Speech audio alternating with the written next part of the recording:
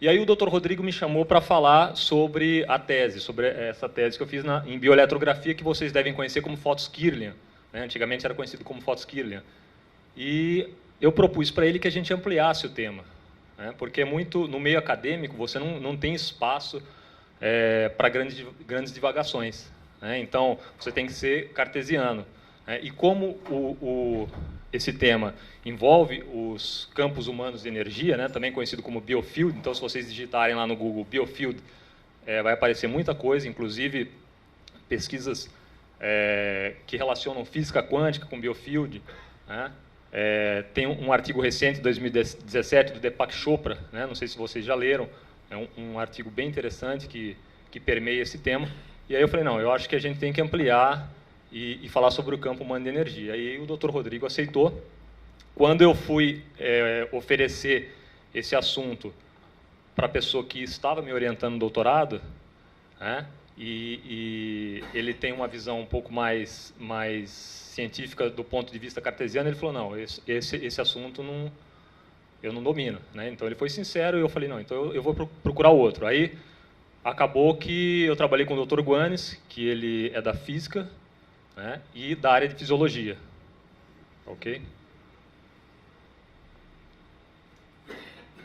Então eu vou seguir o seguinte sumário, uma introdução, né, falar um pouco sobre a bioeletrografia, os campos eletromagnéticos endógenos e biofótons, campo de potencial eletromagnético, vácuo quântico e fenômenos relacionados a esses temas aí.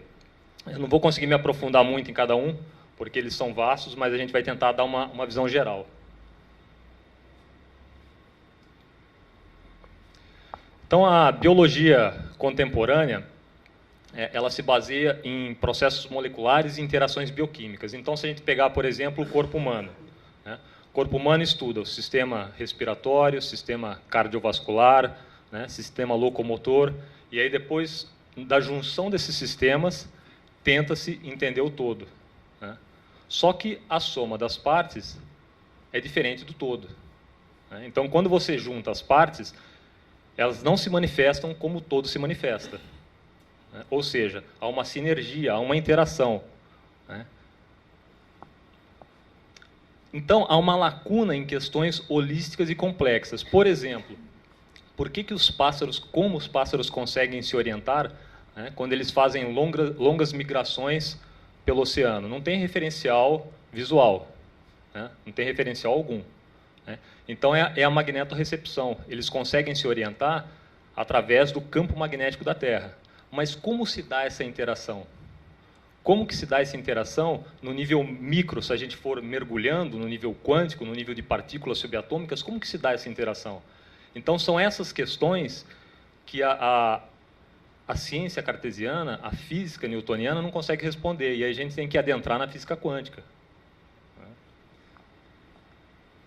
Coerência de ondas na fotossíntese. A gente vai falar mais à frente o que é coerência de ondas. Processos quânticos na dinâmica mental. A intuição. Se não todos, acho que a maioria aqui já teve intuições, né? Mas a ciência não explica o que é intuição. E a pessoa que tem intuição, ela tem a forte convicção de que ela sentiu aquilo, ela teve aquela intuição, né? Ela vivenciou aquilo. Ela teve um sonho, por exemplo, e aquele sonho foi muito real. Não foi uma ilusão, não foi uma produção da mente. Comunicação não verbal, né? Premonições. A gente está andando na rua e, de repente, você vira, olha para uma pessoa e a pessoa está olhando direto para você. Por que se dá esse fenômeno? Então, a física clássica ela não consegue abarcar todas essas questões. Então, o que é a bioeletrografia? É a obtenção da imagem, fruto da emissão de fótons e elétrons da superfície dos materiais biológicos. Então, essa caixinha aqui, né, no caso, esse equipamento, ele gera um campo eletromagnético. Esse campo eletromagnético, ele induz a emissão de fótons e elétrons da superfície dos materiais. No caso, bioeletrografia, porque isso aí serve para fazer a foto de pessoas, né? Então, se você colocar uma moeda numa chapa que gera um campo eletromagnético, né, com determinadas características, você vai ter uma foto eletrográfica, uma foto da moeda, da chave, enfim, o que você colocar ali.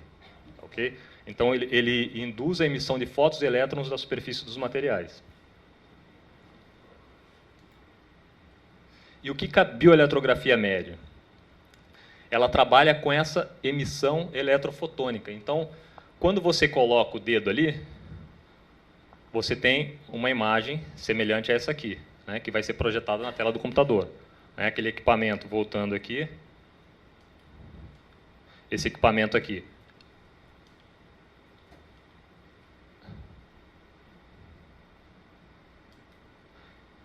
Opa, está com delay.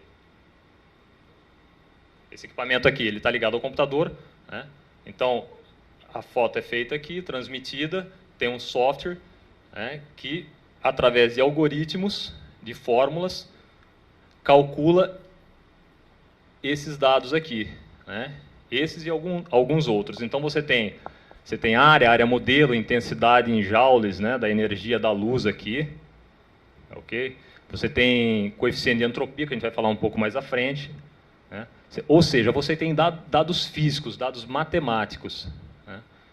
Então, com isso, eu consigo fazer análises. Por exemplo, eu quero saber como é que a energia da pessoa está antes e depois da meditação, de um reiki, de um passe, né?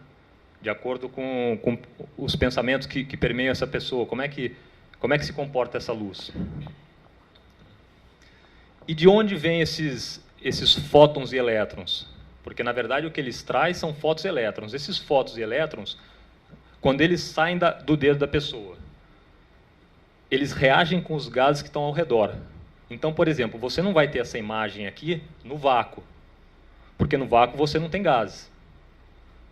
Tá? Mas você tem essa imagem aqui onde nós temos uma atmosfera.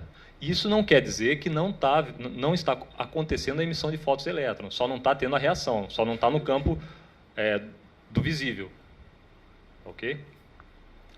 Esses fótons e elétrons, eles provêm dos radicais livres do sangue e tecidos e das moléculas de albumina. Então, a principal fonte de energia do ser humano são pielétrons deslocalizados. Imaginem moléculas de albumina, várias moléculas, e os elétrons vagando por entre essas moléculas. Esses elétrons não pertencem a nenhum átomo específico, eles estão vagando. Quando você joga um campo eletromagnético, você extrai esses elétrons.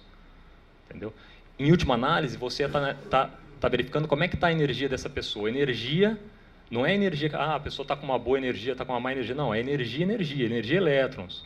Né? Então, nós estamos falando a nível quântico. Então, a partir daí, você verifica como é que está a energia dessa pessoa. Né? E essa energia ela tem determinadas características. Se a pessoa está num estado estável de consciência, se ela está tranquila, você vai ter uma energia com uma determinada característica. Se a pessoa está tensa, está nervosa, está deprimida, isso vai mudar, isso vai se alterar. Ok? Então, aqui é um painel com as fotos dos 10 dedos das mãos. Ok? Cada setor desse aqui, está vendo que está dividido em setores? Deixa eu voltar aqui.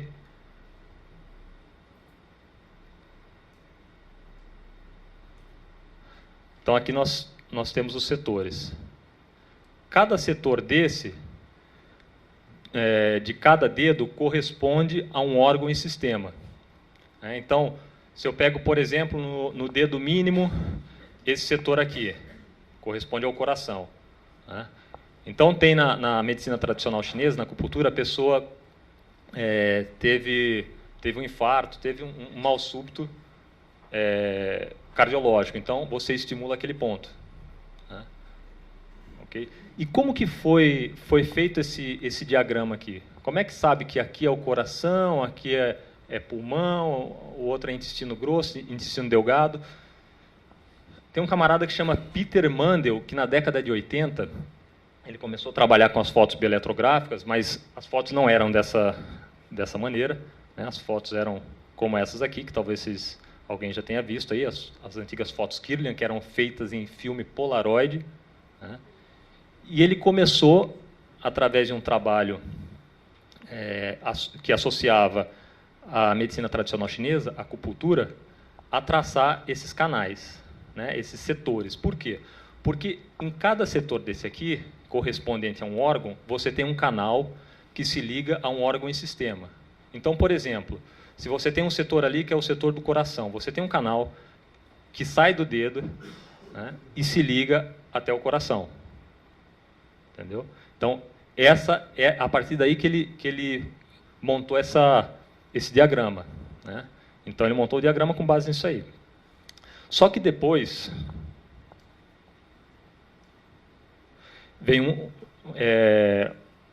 as pesquisas foram evoluindo e teve um pesquisador cujo nome é Korotkov, Konstantin Korotkov, um russo. Esse russo começou a desenvolver pesquisas com uma equipe multidisciplinar na Universidade de São Petersburgo.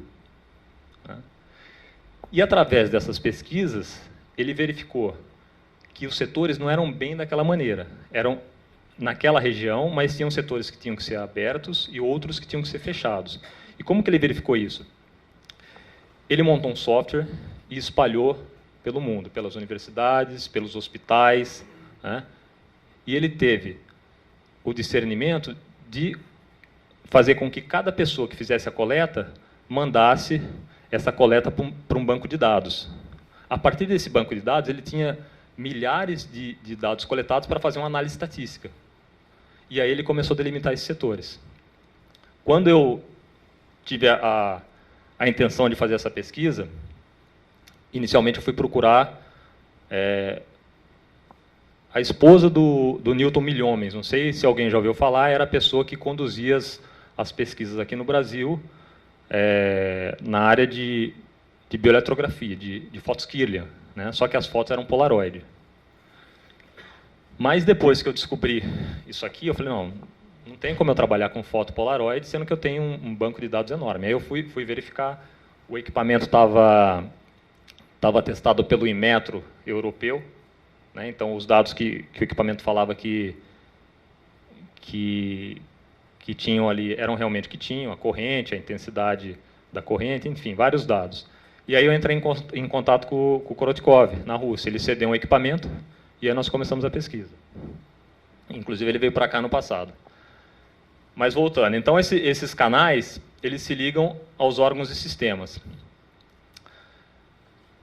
Segundo a medicina tradicional chinesa, existem esses canais. E, recentemente,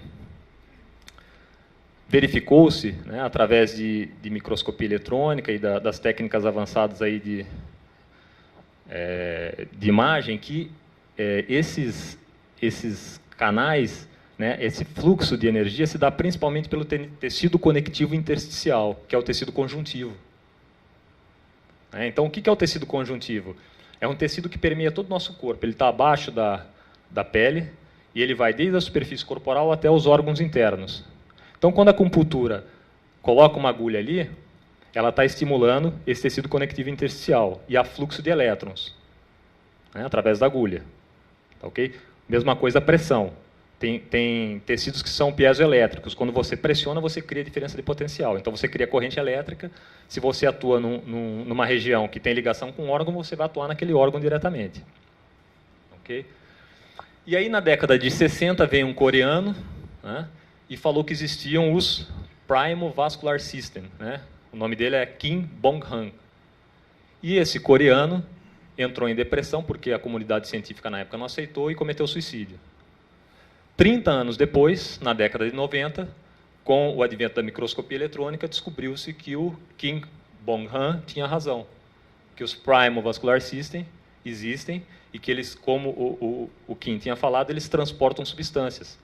Né? Então, eles transportam hormônios, transportam substâncias com células-tronco, né? Inclusive substâncias relacionadas à multiplicação celular. Ok? Então, aqui em azul, são esses Primal Vascular System que tem na ordem de 3 a 25 micrômetros de diâmetro. Né? E aí coloca-se um corante, você pode ver ele aqui. Mas o que é mais interessante nesse Primal Vascular System é que ele tem uma grande quantidade de colágeno.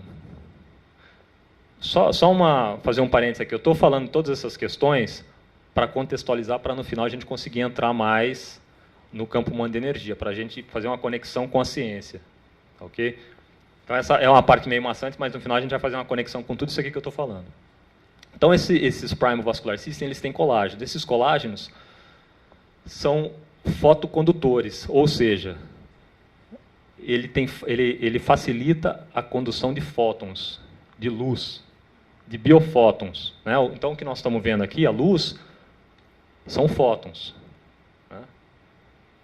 Tá? E mais à frente nós vamos falar o que são, mais detalhar um pouco mais com relação às ondas eletromagnéticas.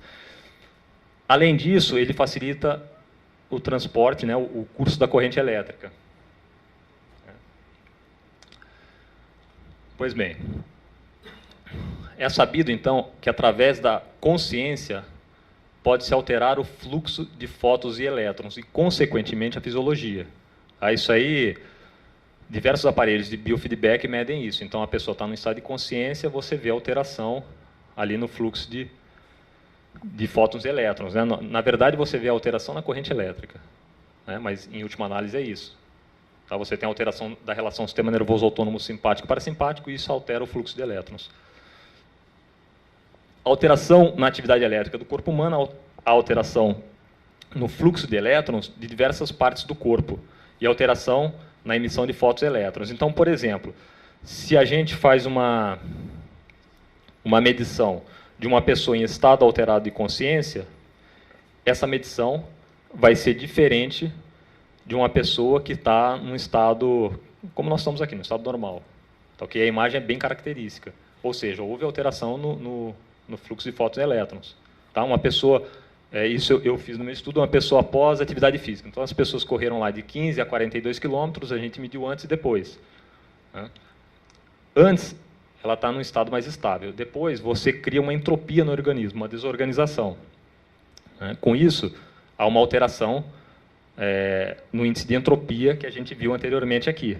Ou seja, a luz está mais desorganizada. Ou seja, o que eu quero dizer com isso? A consciência e os processos fisiológicos alteram essa dinâmica de fluxo de fótons e elétrons.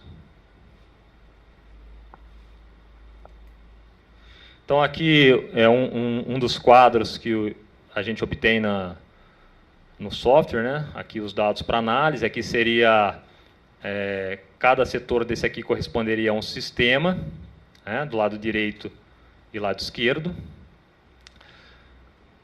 Aqui foi antes e depois, mas tem também do lado direito e esquerdo, antes e depois o procedimento que ele fez aqui. E aqui você tem essas linhas aqui, seriam o estado de saúde e energia de reserva. Né? Então, dá para analisar isso também. Essa figura aqui, na verdade, foram as luzes que estão nos 10 dedos, que ele transportou para cá para ficar mais didático, mais visual. Né? Então, o setor correspondente ao coração estaria aqui, né? Correspondente à cabeça, enfim.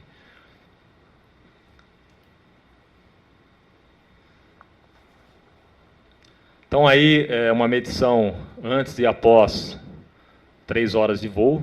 Né?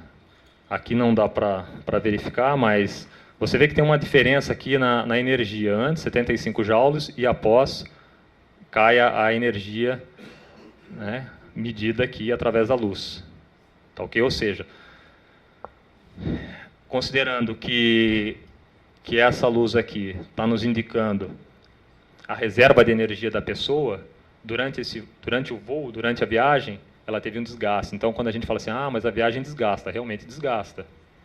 Né? E tem uma pesquisa muito interessante também que foi feita com maestros. Né? Então, é muito característico, assim, o desgaste é muito grande quando você vê o pré e o pós. Né? Às vezes a gente fala assim, mas a atividade mental é extremamente desgastante. Né?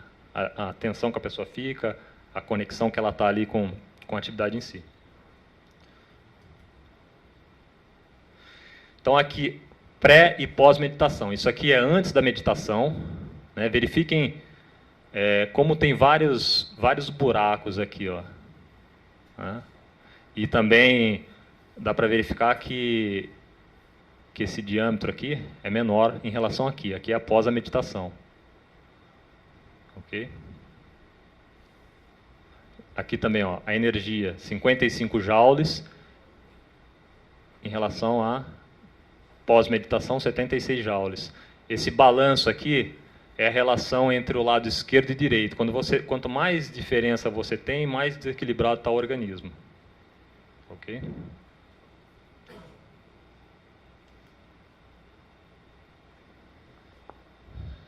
Campos eletromagnéticos endógenos e biofótons. Então, os campos eletromagnéticos são gerados por partículas carregadas eletricamente e em movimento. Então, se nós pensarmos que no nosso corpo, voltando um pouco, eu falei que os campos eletromagnéticos são gerados por cargas eletricamente carregadas e em movimento. Se você tem uma partícula carregada em movimento, ela gera um campo eletromagnético. E um campo eletromagnético gera uma corrente. Ele faz com que as partículas se movimentem. Okay? E qual a origem desses campos eletromagnéticos endógenos? Endógenos porque o nosso corpo produz. Se a gente pegar a célula, tem uma diferença de potencial, uma diferença de carga positiva e negativa entre o meio extracelular e o meio intracelular. E nós temos fluxo de elétrons do meio intracelular em relação ao meio extracelular e mesmo no meio intracelular. Mesmo dentro da célula nós temos fluxo de elétrons. Esse fluxo de elétrons gera um campo eletromagnético. Então, imagine a quantidade de células que nós temos no corpo e a quantidade de elétrons que estão fluindo. Então, na respiração, tem a cadeia transportadora de elétrons, tem elétrons fluindo. Nas membranas celulares, tem elétrons fluindo. Nas reações bioquímicas todas, nós temos fluxo de elétrons. Então, nós temos uma infinidade de campos eletromagnéticos, a todo instante, inclusive quando a gente está dormindo. Então, aqui é o meio intracelular em relação ao meio extracelular, uma figurinha aqui que mostra isso. Mas o mais interessante disso, vou falar mais à frente. Vamos falar dos biofótons. Todo organismo emite fótons, ou seja, emite luz. Quando a gente trabalha com a bioeletrografia, a gente aumenta essa emissão de fótons, devido ao campo eletromagnético. Mas se nós pegarmos uma pessoa, fizermos um protocolo, colocar ela num quarto escuro, totalmente escuro, vedado, por 4 horas, e pegarmos um aparelho extremamente sensível, vai verificar que essa pessoa emite fótons, tá? Da ordem de 10 elevado à quinta potência fótons por segundo por centímetro quadrado. Tá? Isso é mensurável. Tá? E esse camarada aqui, Albert Popp, é um alemão que comprovou isso. Ele ganhou o prêmio Max Planck, que é um prêmio alemão na área de ciências, e foi indicado ao prêmio Nobel. Foi o primeiro que conseguiu comprovar que nós emitimos fótons. Nós emitimos luz.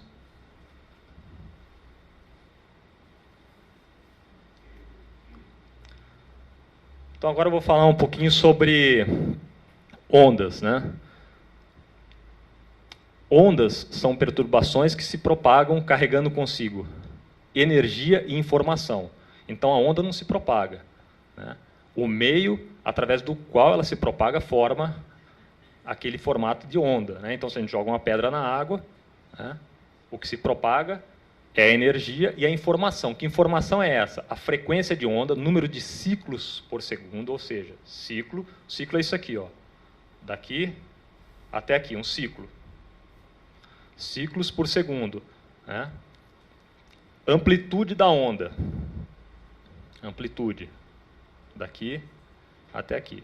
Okay? Então, nós temos a frequência, a amplitude, o período, são informações que a onda leva. Quando nós jogamos uma pedra na água, o que se propaga é o quê? É a energia cinética da pedra transferida para a água. Na onda, nós temos o que se chama de fase. Então, por exemplo, nessa onda aqui, elas estão em fases diferentes. Se esse ponto aqui tivesse junto com esse, elas estariam juntas em fase, na mesma fase. Por exemplo, Se eu jogo, eu coloco duas rolhas, uma aqui, outra aqui. Jogo uma pedra nesse ponto. Eu tenho uma fonte que está gerando onda. Né? Se essas rolhas, se elas estão oscilando conjuntamente, ou seja, se elas estiverem na crista da onda, elas vão fazer isso aqui. Né? Elas vão se movimentar harmonicamente. Se eu tiver uma no topo da crista e outra embaixo, elas vão fazer isso aqui. Elas estão em fase? Não estão em fase, mas elas têm um movimento coerente. Quando uma sobe, a outra desce e vice-versa. Mesma coisa se tiver uma no meio, outra no todo, enfim. Sempre que elas estiverem sendo submetidas a uma onda que teve uma única fonte, elas vão estar em coerência, pode não estar em fase. Então, isso é o que é chamado coerência de ondas. Ok?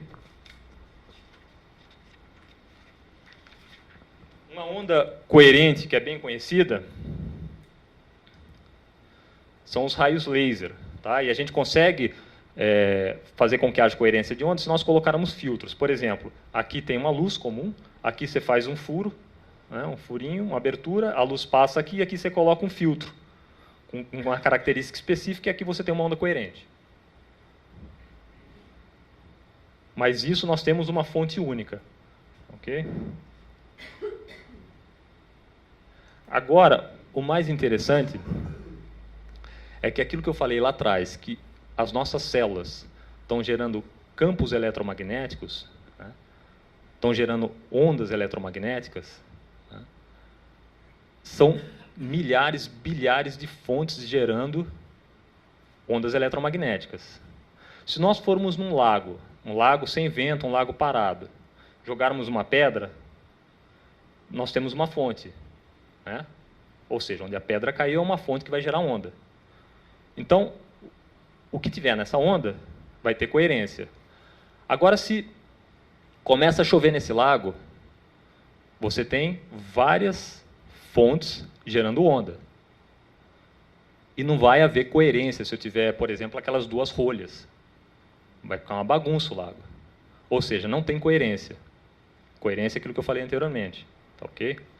Mas no nosso corpo, os bilhões de células que estão gerando essas ondas eletromagnéticas, há coerência entre as bilhões de ondas. Né? Isso é comprovado. Então, dentro das células, nós temos microtúbulos. Né? Microtúbulos são pequenas estruturas. Né? Esses microtúbulos relacionam-se com a divisão celular. Dentro desses microtúbulos, verificou-se coerência de ondas. Tá? Então, é um dos exemplos, tem outros exemplos, mas esse é um dos exemplos que comprova a coerência de ondas. Agora, o que está coordenando essa coerência de ondas? Porque nós temos, então, quando nós falamos lá no início, que a soma das partes é diferente do todo, a manifestação do todo é diferente da manifestação da soma das partes. Tem que ter algo permeando isso e coordenando tudo isso. Porque senão você teria uma multiplicidade de fontes, como no lago, quando chove, né? E você não teria coerência entre essas ondas. Então, quem que é o... Eu coloquei aqui o maestro que coordena. Né? Se nós fizermos uma analogia, você tem diversos músicos aqui tocando cada um seu instrumento. Se cada um resolver tocar do jeito que quiser, vai ser uma bagunça. Então, você tem que ter alguém ali orquestrando. Né? Orquestrando, coordenando. Né? Então, o postulado que se coloca hoje, postulado é quando você tem uma ideia que não é provada matematicamente, cientificamente, mas tudo que está no entorno, né, tudo que a ciência descobriu no entorno leva a crer nisso. Né? Então, se você pega na física quântica, há diversos postulados. Né? O Big Bang, os mundos paralelos, teoria das cordas, então são postulados, mas O que a matemática descobriu até agora, a física, os cálculos, indicam que é dessa forma. Né?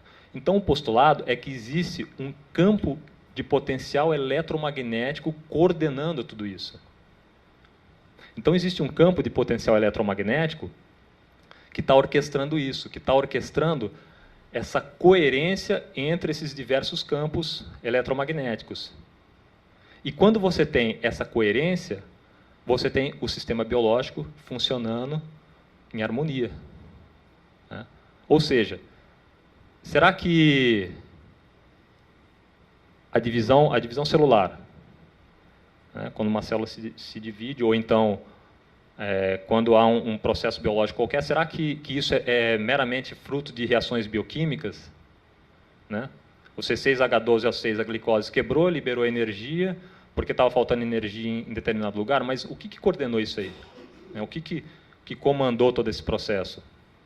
Então, a teoria é essa, de que o biofield, esses campos humanos, né, de energia, né, são coordenados por esse campo de potencial eletromagnético. E aí, se vocês, eu não sei quem já leu, tem um livro que chama Campo Humano de Energia. Ele está até aqui, depois eu mostro para vocês. É um de capa azul, e ele fala do biofield como campo eletromagnético. Só que, na verdade, o campo eletromagnético ele é uma manifestação desse campo de potencial eletromagnético. Então, seria esse campo aqui que estaria coordenando os processos. E não o campo eletromagnético. O campo eletromagnético é uma mera manifestação desse campo aqui. Okay? Então, é esse campo que estaria coordenando os processos biológicos. Essa comunicação, que, na verdade, aquele POP também provou que existe comunicação entre as células, sinalização celular através de biofótons. Né? Por isso que aquele Primal Vascular System tem colágeno, e que os colágenos fluem por aqueles canais, é tão importante, porque as células se comunicam através de luz, literalmente luz. Né? E a luz é o quê? Uma onda eletromagnética. Tá? Na verdade, a luz é uma dualidade, né? Ora onda, ora partícula, né? O que a física quântica fala. Ela não é onda nem partícula. Você colapsa, aquela história aquele filme Quem Somos Nós, que ele deturpou um pouco. Ela se torna onda, se torna partícula quando você observa. O observador interfere na maneira como ela vai se manifestar. Né? Quando você capta ela como onda ou capta como partícula. Né? Então, é meio complexo, porque na física quântica as coisas não se comportam como no nosso senso comum. Né? Se você pegar um elétron, por exemplo, ao redor do núcleo, é impossível você determinar ao mesmo tempo a velocidade e a posição do elétron. É a teoria da incerteza de Heisenberg. Você não consegue, se você determinar, ele está aqui, mas você não consegue, está aqui, mas e a velocidade dele? Determine a velocidade, onde que ele está? Então você tem possibilidades de saber onde ele está. São múltiplas possibilidades. Considerando que nós somos feitos de uma infinidade de elétrons, de campos eletromagnéticos, então são múltiplas possibilidades que a consciência colapsa.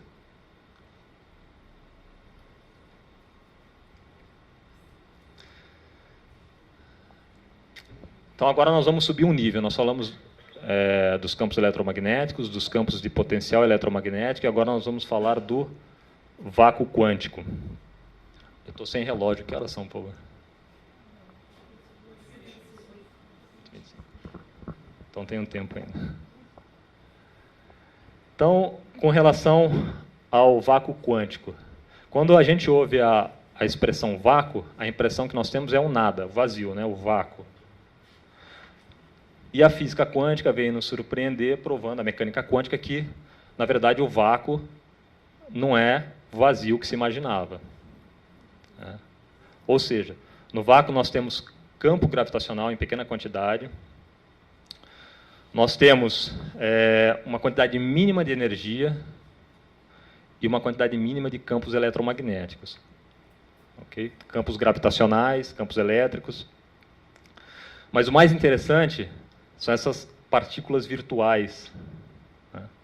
O que são essas partículas virtuais?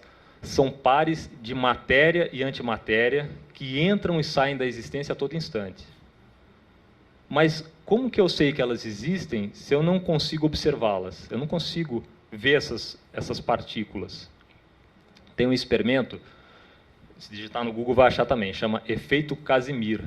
Né? Eles colocam duas placas paralelas, né, com um espaço muito pequeno entre elas. E através essas placas, dentro dessas placas, cria-se uma condição que essas partículas que estão entrando e saindo da existência a todo instante, elas não têm condições de estarem como as partículas que estão do lado de fora dessas placas, né, devido à amplitude e comprimento das ondas das partículas que estão dentro dessa placa. Então, há uma força exercida pelas partículas que estão do lado de fora sobre a placa, comprimindo uma placa sobre a outra. Tá? E através de modelos matemáticos, físicos, descobriu-se que existem esses pares de matéria e antimatéria, que entram e saem da existência a todo instante, elas ficam oscilando. Ok?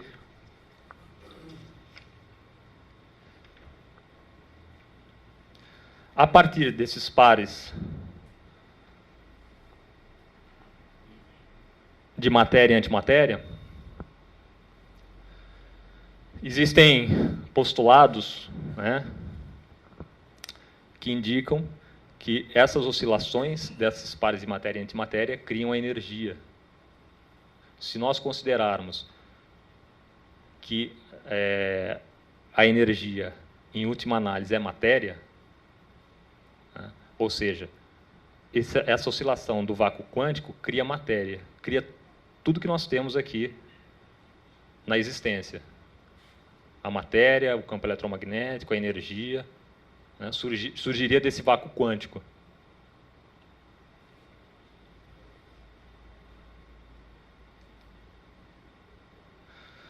Então, tomemos um elétron. Né? Suponhamos que o núcleo do elétron seja uma bola de futebol, e essa bola de futebol está no meio ali do campo do Maracanã.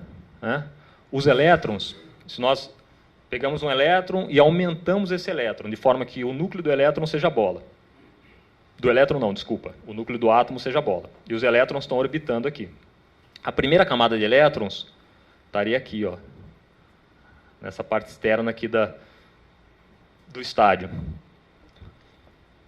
Então, a partir daí, surge a questão, o que existe entre o núcleo do elétron, o núcleo do átomo e o elétron? Mas o vácuo não é vazio, não é? Entendeu? Então, você fala assim, mas aqui teria o vácuo, mas o vácuo não é vazio. E você fala assim, mas eu tenho a matéria aqui, os quarks que formam os prótons e os nêutrons. Mas mesmo os quarks são formados da oscilação do vácuo quântico. Ou seja, eles estão surgindo também do vácuo quântico. E os elétrons? Os elétrons idem. São oscilações eletromagnéticas. Ou seja, corroborando e ratificando o que eu falei antes, a matéria surge do vácuo quântico.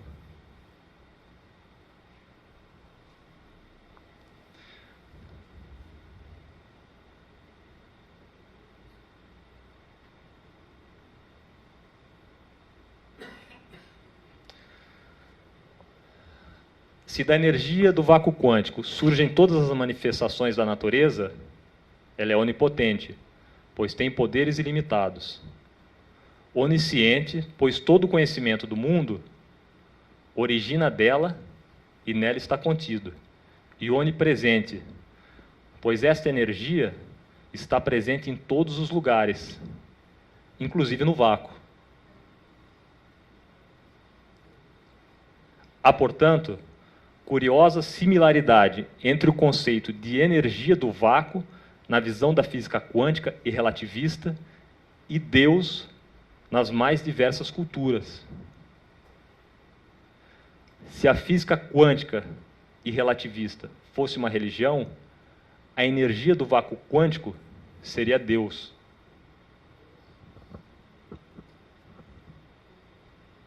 Então, isso que eu falei aqui não tirei nada da minha cabeça. Isso aí é o que a ciência corrente vem trazendo. Ok?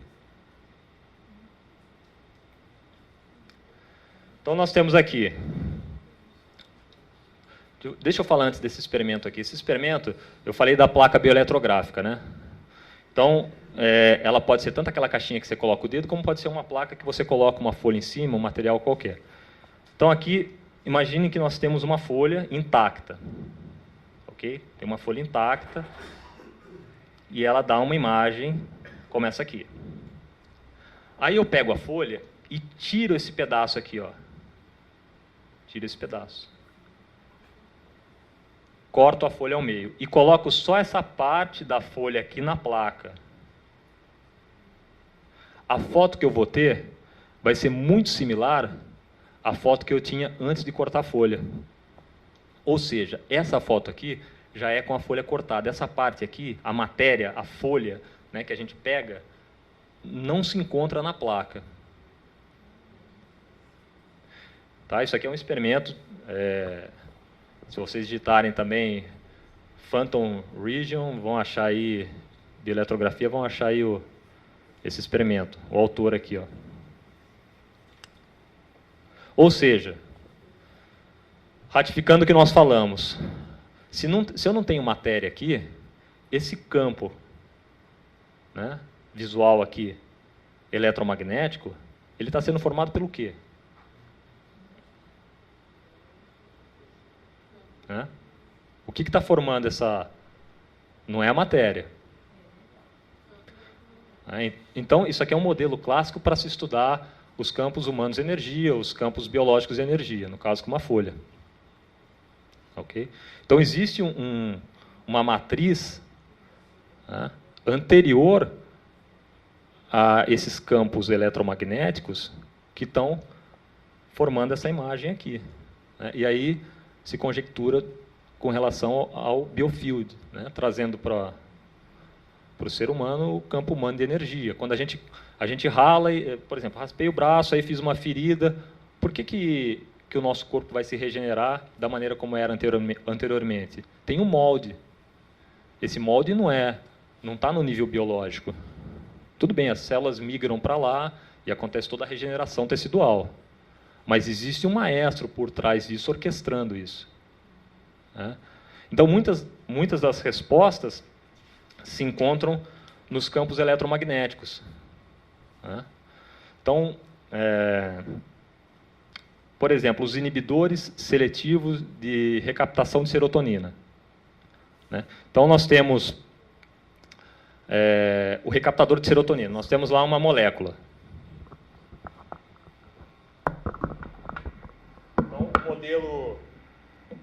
modelo fechadura-chave. Nós temos um recaptador de serotonina, é uma moléculazinha que vai captar serotonina, né? Então vai ligar a serotonina. Né? Então, nós temos a fechadura e temos a chave. Se conectou. Então, a bioquímica fala que quando você toma um remédio que vai recaptar serotonina, que vai te tirar da depressão, vai te dar um estado emocional melhor, isso se dá por esse encaixe. Mas acontece que tem substâncias que têm esse efeito que não tem esse encaixe. E a serotonina, ela deixa os recaptadores de serotonina deixam de recaptar serotonina. Então, isso não pode ser explicado por esse modelo. Eu vou pegar já, obrigado. Então, isso não pode ser explicado por esse modelo. Tá ok? Aí entra a relação entre as ondas eletromagnéticas. Todas as substâncias têm uma assinatura eletromagnética. Então, existem substâncias que, embora fisicamente não se casem, não entrem nesse modelo fechadura-chave, do ponto de vista eletromagnético, elas se encaixam. Entendeu? Então, essa é uma das utilidades aí de se saber isso e aprofundar nessa pesquisa.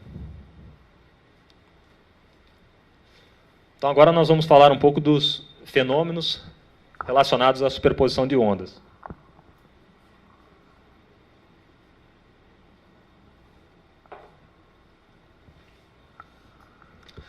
Então, quando eu tenho, por exemplo, duas ondas, ela pode ter, atuando no mesmo espaço, ela pode ter um efeito construtivo, destrutivo ou mesmo perturbador, né? Então, um efeito destrutivo, se eu tenho uma onda numa direção, eu mando uma onda num sentido contrário, uma tende a destruir a outra, né? Dependendo da característica, vai preponderar aquela que tiver com maior energia, maior frequência, maior amplitude. Por outro lado, eu posso ter ondas construtivas. Então, quando a gente está no mar, né, vem as ondas, aí vem uma onda por trás e aumenta aquela onda que está vindo. É um efeito construtivo. Ok? Então, aí entra a questão dos pensamentos e sentimentos direcionados a uma pessoa, a oração. Se toda a nossa consciência gera esses campos eletromagnéticos, porque quando a gente pensa, a gente move a nossa consciência em uma direção, há reações bioquímicas. Isso gera campos eletromagnéticos. Esses campos trabalham em coerência, né? Então, se eu direciono o pensamento, por exemplo, vamos orar para aquela pessoa, né? Na verdade, nós estamos fazendo um conjunto de ondas coerentes direcionado para determinada pessoa. Mas como que vai chegar a onda daqui, vai chegar do outro lado do planeta? Na física quântica, as coisas não se comportam como no nosso mundo material, né? Então, fazendo um paralelo, se nós lembrarmos lá do ginásio, um elétron, a gente falava que ele saltava de um orbital para o outro, né? Então, nós temos o núcleo do elétron. Imagine, tem o núcleo do átomo, nós temos os elétrons ao redor. Então, nós temos camadas de elétrons, né? Se você doa energia para um elétron, diz que ele salta para a camada seguinte. Na verdade, ele não salta. Ele deixa de existir nessa camada e começa a existir na próxima. Não existe esse salto. Ele não percorre o espaço. É estranho. Eu também tenho dificuldade de palpar isso. Mas é assim que acontece. Então, essa questão do espaço-tempo é muito relativo. Então, é possível que nós consigamos emitir essa onda, né, coerente, e através da oração a pessoa vai receber essa influência, né? Uma outra, deixa eu ver se eu coloquei aqui.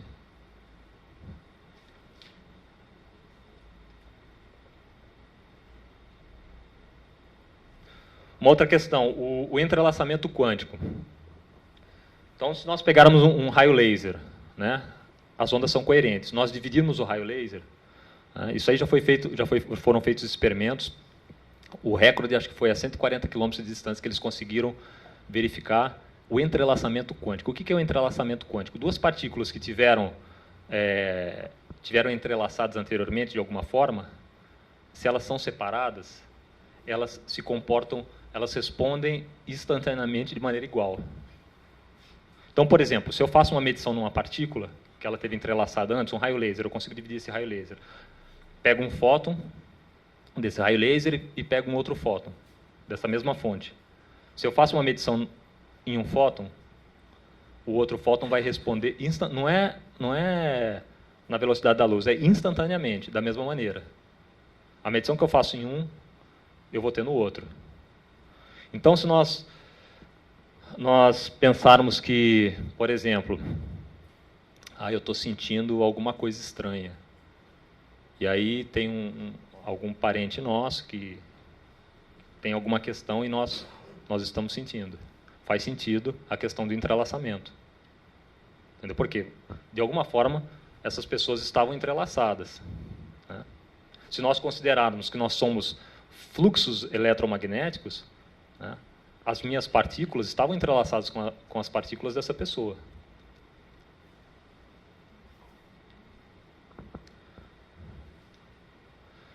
Trabalho de desobsessão.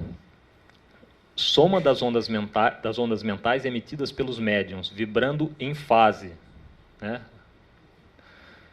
gera uma interferência construtiva, amplificando a energia direcionada a onda obsessora. Terapias integrativas, o passe, o reiki, a cromoterapia. Então, quando a pessoa chega e, né, vai fazer um passe, um reiki, direciona a mão, né, nós vimos que nossas mãos, nosso corpo emite fótons, emitem ondas eletromagnéticas, além da nossa consciência. Então, faz sentido também todas essas terapias integrativas. Né. A questão que eu falei anteriormente dos olhos, né, a onda de emissão eletromagnética é muito maior pelos olhos. Por quê? Porque você não tem a caixa craniana bloqueando. Você não tem osso bloqueando. Então, você tem maior emissão de ondas eletromagnéticas. Então, quando você olha e a pessoa está olhando diretamente para você, faz sentido essa emissão de ondas eletromagnéticas pelos olhos. A medicina quântica e a biorressonância. Né? Então, hoje está muito em voga falar de medicina quântica, e eu fico um pouco preocupado não, mas reticente com relação a isso, porque há uma grande distorção. O que é quântico? Né? Tudo que as pessoas falam quântico. Né? Quântico é o que trata de quanta, né? Em última análise, de pacotes de luz, quanta, pacote de luz. Tá, okay? Ou seja, é a análise do micro. Então, a medicina quântica, ela está atuando nesse nível de energia, está atuando ali no micro. Então, quando a pessoa fala assim, isso é quântico, mas o que você quer dizer com quântico? Né? Há de se investigar, né? De separar o joio do trigo. Mas, enfim, a medicina quântica e a biorressonância é fruto disso que nós falamos anteriormente. Tá, okay? Então, através da biorressonância, provou-se que é possível romper a membrana de células de bactérias. Né? Nós falamos que cada substância, né, cada ser vivo tem uma assinatura eletromagnética. Então, por exemplo, uma bactéria tem uma assinatura eletromagnética. Se nós conseguirmos gerar uma onda contrária à onda dessa bactéria, nós conseguimos destruir essa bactéria. Entendeu?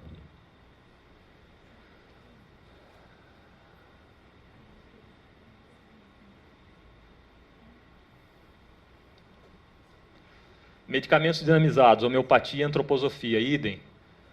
Então, fala assim, mas a homeopatia não funciona, não tem substância ali. A substância, para quem não conhece, a homeopatia, você pega uma gota de um extrato de arnica, por exemplo, dilui em 99 gotas de álcool ou de água, aí dinamiza, mexe. Aí esse é o C1. Pega uma gota desse, em mais 99 gotas de álcool ou água, C2. CH2, CH3, CH4, vai diluindo, até o CH6 que a gente toma, CH30. Né? O que tem de matéria nisso? Não tem nada. Mas o que tem de onda eletromagnética? Então, isso também é medido na placa de bioeletrografia. Cada substância tem uma assinatura. E tem os medicamentos de antroposofia, que também são dinamizados.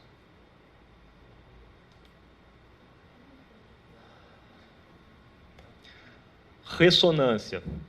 Ressonância é a amplificação da onda, da amplitude da onda. Então, a amplitude de onda é isso aqui, ó. Ok? Baixa amplitude, alta amplitude. Então, não sei se vocês já ouviram falar, né, que as pontes às vezes se rompem com o vento, porque aumenta-se a amplitude de oscilação da ponte. Todo material tem uma determinada oscilação. Então, as pontes estão lá, elas estão oscilando. A gente não está vendo, mas elas estão oscilando. Né? Quem já esteve no Rio, na ponte Rio-Niterói em dia de vento, sabe que ela oscila. Né? Só que essa oscilação não é o suficiente para romper.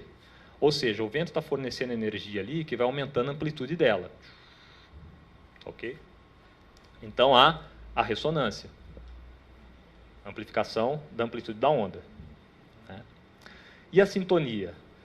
É estado ressonante de dois sistemas capazes de emitir e receber, importante, receber oscilações de mesma frequência. Sintonia. Sintonia de rádio, sintonia do celular, da televisão, quando não é a cabo. Ok? Então, sintonia. Né? E aí a gente trazendo para o objetivo do tema aqui, pensamentos de frequências idênticas se sintonizam. Então, quando fala assim, ó, vamos sintonizar numa boa frequência, literalmente, vamos sintonizar em bons pensamentos, porque se você sintoniza, em função do pensamento que você sintoniza, você está amplificando essa onda. Nosso pensamento está gerando onda eletromagnética, então, se você sintonizar em bons pensamentos, você vai ter isso amplificado. É um crescente. Maus pensamentos, né? Pensamentos depressivos, idem.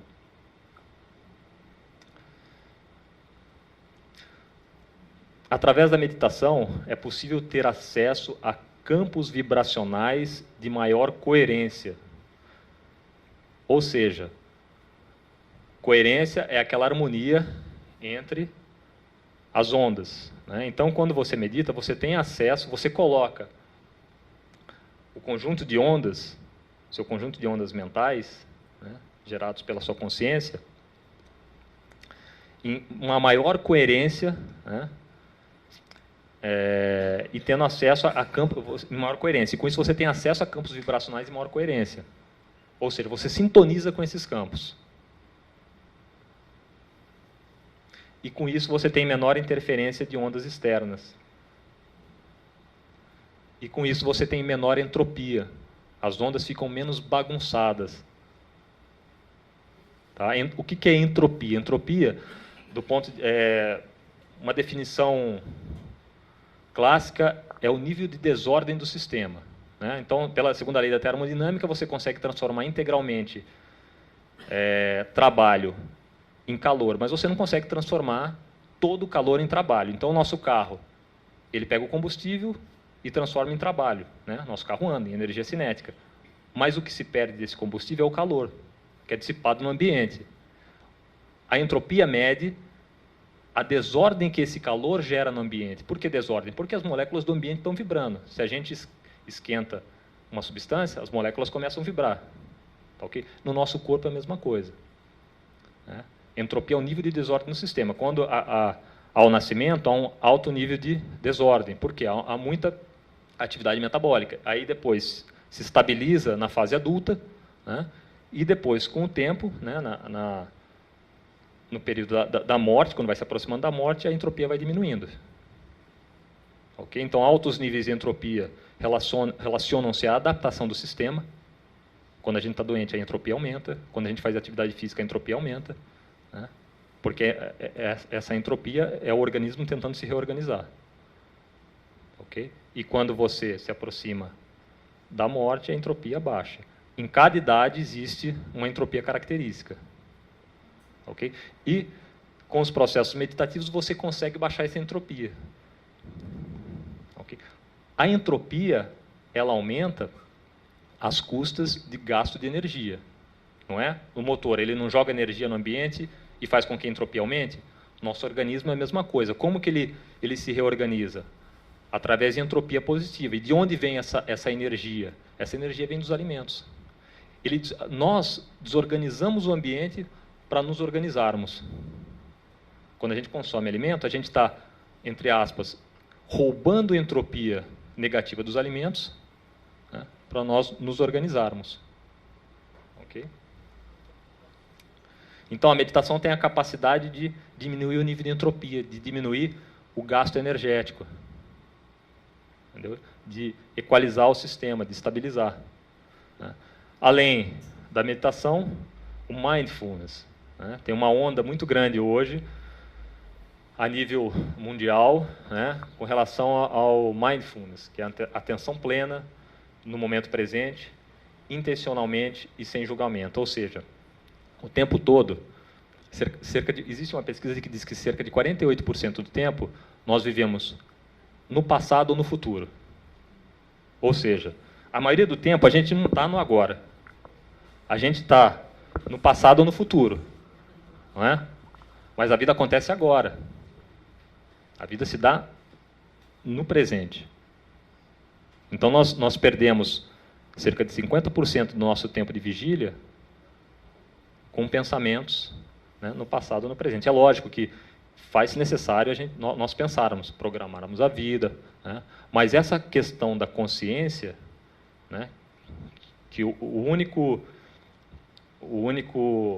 animal que tem uma consciência racional é o ser humano, né? Isso aí, depois a gente pode entrar numa palestra seguinte, mas todos os seres vivos têm consciência, em maior ou menor grau. Então, que aí eu digo, consciência é relacionado com postulados da física, mas todos nós, seres vivos, temos consciência, só que nós temos uma consciência mais desenvolvida, racional. Mas essa consciência se dá através de um gasto energético, né? Essa consciência gera entropia. Okay? E para nós utilizarmos essa consciência, por vezes a gente tem que se projetar no futuro ou no passado, né? Então essa consciência, ela tem um custo. Não que ela seja ruim, mas ela tem um custo. Entendeu? E quando nós praticamos a meditação, mindfulness, a gente consegue se concentrar mais no presente, viver mais o presente, se preocupar menos. Porque a questão de estar no passado ou no futuro, né, não é só o planejamento, é a preocupação que isso gera, é a desordem que isso gera no sistema, o consumo de energia que isso gera, né? E isso não é solução tática, isso não é produtivo. Pelo contrário, né, a gente demanda energia nessa questão da preocupação.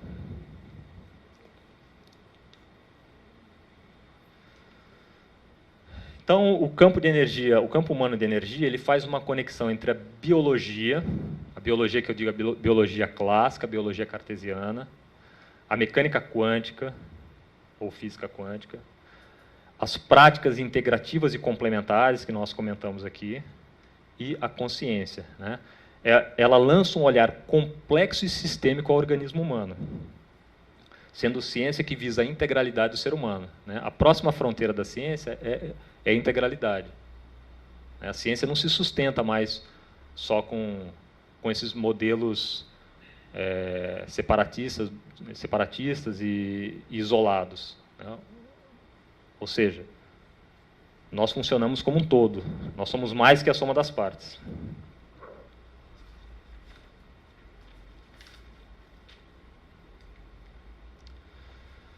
Eu deixo aqui um link de um curso que a gente faz em Mindfulness. Aqui, quem quiser ter acesso à tese, também está aqui. Vai abrir lá, vai ter uma figurinha de uma foto bioeletrográfica. É só clicar lá que vai direcionar para a tese na íntegra, né? Ela é meio chata, né? Mas assim, a parte de matemática, estatística é meio chata, mas a parte da introdução é bem interessante. Fala sobre biofield, sobre entropia, campos eletromagnéticos. Quem tiver interesse no tema, está aí.